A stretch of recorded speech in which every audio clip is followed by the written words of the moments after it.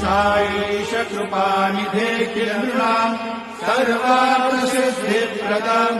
युष्मत्पादरजप्रभावमतुलम् भ्रातापि वक्ता क्षमः सद्भक्त्या शरणम् कृताञ्जलिपुट सम्प्रापितोऽस्मि प्रभो श्रीमत्साई परेश पादकमला नान्यशरण्यम् मम साई रूपधर राघवोत्तमम् भक्तकामविबुधद्रुमम् प्रभुम् माययोपातचित्तशुद्धये चिन्तयाम्यहर्निशम् मुदा शरत्सुधांशुप्रतिमम् प्रकाशम् कृपातपत्रम् तव साईनाथ त्वदीयपादाब्जसमाश्रितानाम् स्वच्छाययातापमपाकरोतु उपासनादैव साईनाथ